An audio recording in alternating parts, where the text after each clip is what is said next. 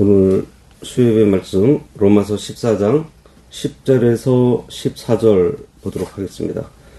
로마서 14장 10절에서 14절. 내가 어찌하여 내 형제를 비판하느냐? 어찌하여 내 형제를 업신 여기느냐? 우리가 다 하나님의 심판대 앞에 서리라. 기록되었으되 주께서 이르시되 내가 살았노니 모든 무릎이 내게 꿇을 것이요 모든 혀가 하나님께 자백하리라 하였느니라. 이러므로 우리 각 사람이 자기 일을 하나님께 짓고 하리라. 그런즉 우리가 다시는 서로 비판하지 말고 도리어 부딪힐 것이나 거칠 것을 형제 앞에 두지 않도록 주의하라. 내가 주 예수 안에서 알고 확신하노니 무엇이든지 스스로 속된 것이 없으되 다만 속되게 여기는 그 사람에게는 속되니라. 오늘 말씀의 제목은 비판을 버리고 형제 앞에 거칠 것을 두지 말라입니다. 우리가 지난 시간에 묵상한 바와 같이 우리 성도는 살아도 주를 위해서 살고 죽어도 주를 위해서 죽는 자들입니다. 사나 죽으나 오직 주의 것이라 그랬습니다. 우리 인생의 주인이고 소유자는 내가 아니라 우리를 핏값으로 사신 예수 그리스도세요. 그리스도께서 십자가에서 죽으셨다가 다시 살아나신 궁극적인 목적도 바로 죽은 자와 산 자의 주가 되시기 위함이었습니다. 이처럼 모든 성도가 오직 주님의 소유이고 또 종이라는 진리 위에서 사도 바울은 이제 성도 간의 관계를 다루려고 합니다. 그것은 우리 모두가 단 한 사람도 빠짐없이 하나님의 심판대 앞에 서게 될 것이라는 종말론적인 선언이에요. 이 심판의 진리 앞에서 우리가 감히 형제를 판단하고 무시하는 것이 얼마나 무서운 죄인가를 바울은 피를 토하는 심정으로 지금 경고하고 있습니다. 10절. 네가 어찌하여 네 형제를 비판하느냐? 어찌하여 네 형제를 업신 여기느냐? 우리가 다 하나님의 심판대 앞에 서리라. 바울은 로마 교회 안에 있는 두 부류의 사람들을 향해서 각각 질문을 던집니다. 먼저 율법에 얽매여서 음식을 가려 먹고 또 나를 지키던 믿음이 연약한 자들을 향해서는 네가 어찌하여 모든 것을 자유하게 행하는 네 형제를 정죄하고 있느냐, 비판하고 있느냐 하고서 책망하고 있는 거예요. 그리고 복음의 자유를 깨달아서 모든 것을 먹고 나를 자유하게 여기던 믿음이 강한 자들을 향해서는 어찌하여 너는 아직 깨달음이 부족해서 머뭇거리고 있는 네 형제를 무식하다고 비웃으며 업신여기고 있느냐 하면서 경고하는 것입니다. 우리가 교회 안에서 형제를 판단하고 업신여기는 그 근본적인 뿌리는 내가 재판장이 되려고 하는 교만함이 도사리고 있기 때문입니다. 나만 옳고 저 사람은 틀렸다는 생각, 내가 저 사람보다 신앙생활을 더 잘하고 있다는 우월감이 형제를 향한 칼날 같은 비판으로 이어지는 것입니다. 그러나 우리는 형제를 판단하거나 비판할 자격이 없는 자들이에요. 오히려 우리는 하나님의 은혜 안에서 형제의 연약함을 살피고 상처를 싸매어 세워주고 그리스도의 몸된 교회를 위해서 서로 눈물로 협력해야 할 동역자이고 지체일 뿐입니다. 내가 형제를 향해서 잣대를 들이대고 비판의 화살을 쏘아댈 때 우리는 하나님의 주권과 재판장의 권세를 침범하게 되는 무서운 죄를 범하게 되는 거예요. 바울이 우리가 다 하나님의 심판대 앞에 서리라 이렇게 선언할 때 이 다라는 단어 속에는 어떤 누구도 제외될 수 없다는 것을 뜻하고 있습니다. 믿음이 강하다고 자부하는 자나, 믿음이 약해서 늘 율법의 조문에 전전긍긍하는 자나, 목사나 장로나 평신도나 할 것 없이 마지막 날에는 반드시 하나님의 준엄하신 불꽃 같은 심판대 앞에 단독자로 서게 될 날이 옵니다. 때가 되면 우리는 하나님 앞에 벌거벗은 것 같이 서서 그동안 이 땅에서 가지고 있었던 모든 생각의 심판과 입으로 뱉어낸 모든 말의 심판, 또 몸으로 행했던 모든 행위의 심판을 낱낱이 받게 될 것입니다. 이를 한마디로 우리의 언어와 행동과 마음과 생각, 다시 말해서 언행심사의 전체를 심판받는다는 거예요. 유다서 1장 14절과 15절에도 말씀하시기를 주께서 그 수많은 거룩한 자와 함께 임하였으니 이는 무사람을 심판하사 모든 경건하지 않은 자가 경건하지 않게 행한 모든 경건하지 않은 일과 또 경건하지 않은 죄인들이 주를 거슬러 한 모든 완악한 말을 품고 그들을 정죄하려 하심이라 그랬습니다. 우리가 무심코 내뱉은 비판의 말 한마디, 형제를 속으로 멸시하며 가졌던 교만한 생각, 그 하나하나까지 하나님의 심판대 앞에서 고스란히 드러나서 심판의 대상이 된다는 이 엄연한 사실을 우리는 두려워 떨며 우리의 입술과 마음을 지켜야 하는 것이 마땅합니다. 11절입니다. 기록되었으되 주께서 이르시되 내가 살았노니 모든 무릎이 내게 꿇을 것이요 모든 혀가 하나님께 자백하리라 하였느니라. 이 말씀은 이사야 45장 23절 말씀을 인용한 것입니다. 하나님께서는 자신의 살아계심을 두고 맹세하시며 선포하셨어요. 우리 하나님은 우상들과 같이 죽은 존재가 아닙니다. 지금도 살아계셔서 역사하고 계시고 온 우주 만물을 통치하시는 전능자이세요. 만왕의 왕이시고 만주의 주가 되시고 홀로 한 번뿐이신 재판장 앞에 마침내 세상의 모든 인간은 단 한 명도 거역하지 못하고 그 무릎을 꿇게 된다는 거예요. 그날에는 세상에서 권세를 부리던 자들이나 스스로 의롭다고 자랑하면서 형제를 무모하게 판단하던 자들이나 모두가 다 주님의 거룩한 영광의 임재 앞에 압도가 되어서 그 무릎을 부들부들 떨며 꿇을 수밖에 없습니다. 그리고 모든 혀가 하나님께 자백하게 된다 그랬어요. 그대로 모든 인간의 입술은 하나님 앞에서 자기가 행한 모든 일을 숨김없이 그대로 실토하고 자백해서 최종적인 판결을 받게 돼요. 세상 법정에서는 유능한 변호사를 사거나 거짓말을 지어내서 자신의 죄를 은폐하고 형벌을 피할 수 있을지 모릅니다. 그러나 불꽃 같은 눈으로 사람의 심장을 꿰뚫어 보시는 하나님의 그 심판대 앞에서는 그 어떤 거짓이나 속임수도 통하지 않아요. 평생 동안 마음 깊은 곳에 숨겨두었던 은밀한 죄악들과 남몰래 형제를 업신여기고 비방했던 그 더러운 말들이 하나님의 빛되신 보좌 앞에서 고스란히 만천하에 다 드러나게 됩니다. 이처럼 무서운 종말에 대해 심판이 정해져 있기 때문에 성도는 이 땅에 사는 동안 감히 내가 남을 심판하겠다는, 판단하겠다는 어리석은 생각을 뿌리째 뽑아버려야 합니다. 12절 이러므로 우리 각 사람이 자기 일을 하나님께 짓고 하리라. 이 말씀은 참 두려운 말씀이에요. 마지막 날 하나님의 심판대 앞에서는요, 공동체의 이름 뒤에 우리가 숨을 수 없습니다. 부모의 믿음 뒤에 내가 숨을 수 없고 남편이나 아내의 경건함 뒤에 숨을 수 없어요. 성도들은 각각 한 사람의 단독자로서 하나님 앞에 서서 오직 자기 일을 하나님께 사실 그대로 고백하고 그 행한 대로 공의로운 보응을 받게 될 것입니다. 고린도후서 5장 10절에도 우리가 다 반드시 그리스도의 심판대 앞에 나타나게 되어 각각 선악간에 그 몸으로 행한 것을 따라 받으려 함이라 이렇게 분명히 경고하고 있어요.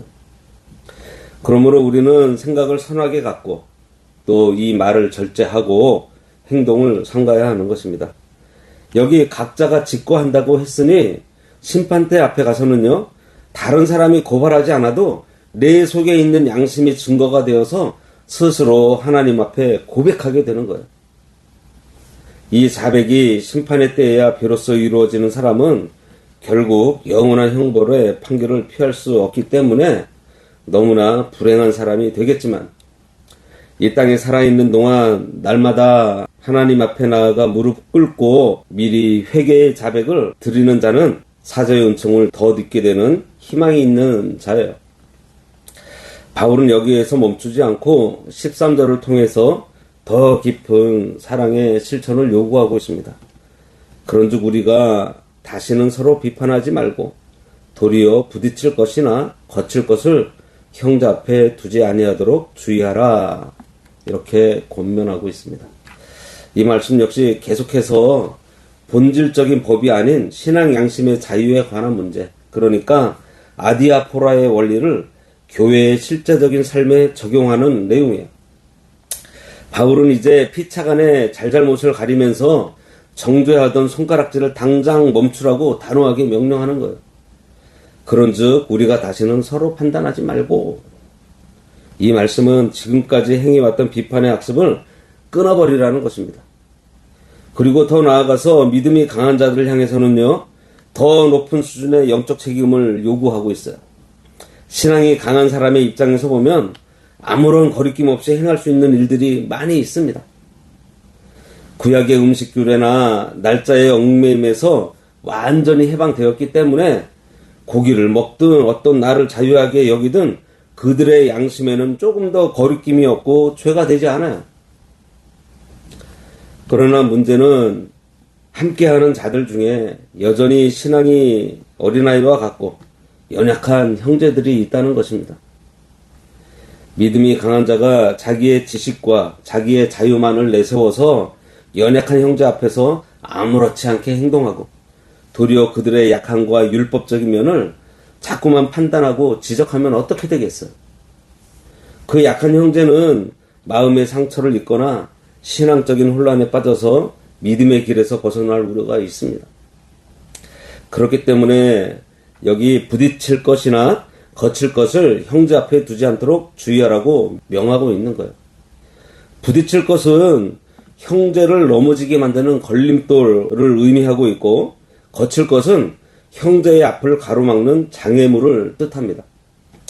만일 믿음이 강한 자가 믿음이 연약한 형제의 형편을 헤아리지 않고 자기 자신의 지식과 행동만을 표준 삼아서 형제가 양심에 꺼려하는 일을 무모하게 행해버린다면 그것은 약한 형제의 영혼 앞에 덫을 놓고 걸림돌을 던지는 악한 행위라는 것입니다.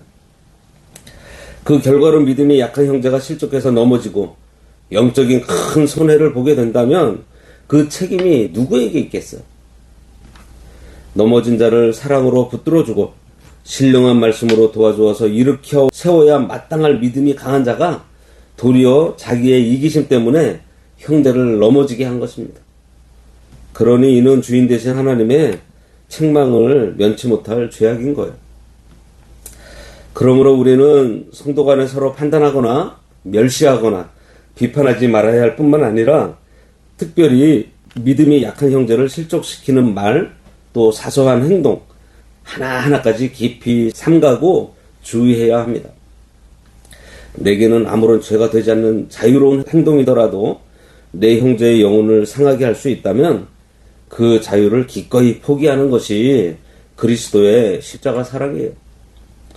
우리가 매사에 두려움으로 주의하지 아니하면 자칫 잘못하는 사이에 내 잘난 지식의 자랑 때문에 내 곁에 있는 소중한 형제를 실족하게 하는 무서운 결과를 초래하게 됩니다.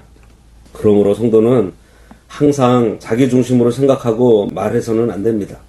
오직 하나님의 말씀으로 내 거친 입술에 재갈을 물려야 돼요. 내 뜻대로 판단하고 내 뜻대로 하고 싶은 마음을 참고 누르면서 사랑으로 묵묵하게 기다려주고 연약한 형제의 신앙이 말씀 안에서 스스로 자라나 확고하게 설 수 있을 때까지 눈물로 기도하며 기다려 주어야 합니다. 바울은 이제 14절에서 음식 문제와 만물의 본질에 대한 최종 결론을 내려요. 내가 주 예수 안에서 알고 확신하노니 무엇이든지 스스로 속된 것이 없으되 다만 속되게 여기는 그 사람에게는 속되니라. 바울은 이 진리를 세상 학문이나 사람의 유대 전통에서 배운 것이 아니라고 말하고 있습니다. 오직 주 예수 안에서 성령의 비추심을 받아 알고 확신한 것을 말하고 있어요. 그 확신의 내용이 뭐예요? 그리스도께서 십자가를 지심으로 구약의 의식법과 모든 막힌담을 완전히 깨트려 버리셨다는 것입니다. 그러므로 이제 이 세상에는 구약에서 금했다는 이유만으로 그 물건 자체가 더럽거나 속되어서 먹지 못할 음식은 단 하나도 없어요. 왜죠? 천지 만물을 지으신 분이 거룩하신 하나님이시기 때문입니다. 창세기 1장을 한번 보세요. 하나님께서 땅의 짐승들을 만드시고 그 지으신 모든 것을 보시면서 뭐라 그랬어요? 심히 좋았더라. 하나님이 지으신 것은요, 본래 다 깨끗하고 아름답습니다. 이 땅에 하나님이 만드신 물질 중에 본질적으로 악한 것은 없어요. 산천초목의 나무도 들에 피어난 약초도 하나님의 허락하신 모든 생물도 하나님의 법대로 적당하게 쓰면 인간에게 다 유익한 것입니다. 그런데 왜 문제가 생겨요? 이 물질이 약해서가 아니에요. 타락한 인간이 탐욕의 눈이 멀어서 하나님께서 선하게 주신 물질과 은혜를 죄악의 도구로 악용하고 남용하기 때문에 문제가 되는 것입니다. 돈이 약한 것이 아니라 돈을 사랑하는 인간의 탐심이 약한 것이고, 음식이 약한 것이 아니라 탐심하고 방탕한 인간의 중심이 더러운 거예요. 그러나 바울은 여기에서 그치지 않고 두려운 경고를 더합니다. 다만 속되게 여기는 그 사람에게는 속되니라. 한번 같이 읽어볼까요?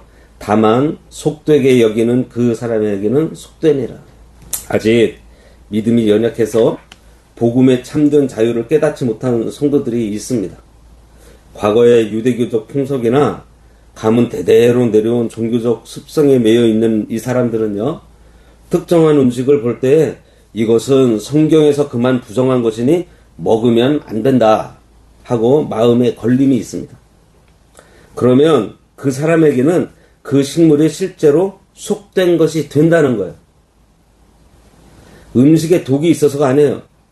그것을 대하는 그 사람의 주관적인 신앙 양심이 그것을 죄로 판단했기 때문에 그것을 먹어서는 안 되는 거예요. 그런데 믿음이 강하다고 자처하는 자들이 뭐라 그래요? 그까짓 거 아무것도 아닌데 왜 못 먹냐 그래요. 그러면서 이 연약한 형제의 양심을 비웃습니다. 신령의 가책이 있고 꺼림직함이 있음에도 불구하고 믿음 강한 자들의 행동을 억지로 따라하거나 홧김에 먹어버리게 만듭니다. 이것은 자기 신앙 양심을 스스로 속이고 어기게 만드는 과오라는 거예요. 성도가 자기 양심을 거슬러서 행하는 모든 행동은요, 하나님 앞에 가증한 죄가 된다는 것을 우리가 기억해야 합니다. 우리 신앙은 내 알량한 지식을 자랑하면서 남을 걸어 넘어뜨리는 몽둥이가 되어서는 안 돼요. 우리가 장차 하나님의 준엄하신 심판대 앞에 홀로 서서 내 입으로 행한 모든 언행 심사를 낱낱이 직고하게 될 날이 반드시 옵니다. 내 잘난 자유와 지식 때문에 연약한 형제의 발 앞에 걸림돌을 놓는 어리석은 자가 되지 말아야 합니다.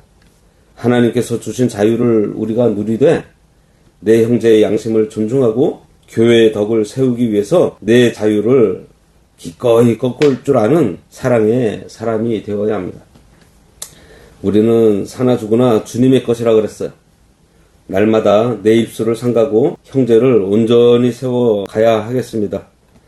그래서 마지막 날 우리가 주님 앞에 섰을 때 책망받지 않고 기쁨으로서는 복된 성도들이 모두 되어야 하겠습니다. 기도하겠습니다. 우리의 모든 삶을 감찰하시고 장차 심판대 앞에서 우리 각 사람의 일을 심판하실 하나님 아버지, 우리가 아버지의 두려운 심판대 앞에 설 자임을 기억하며 늘 겸손히 자신을 돌아보게 하옵소서.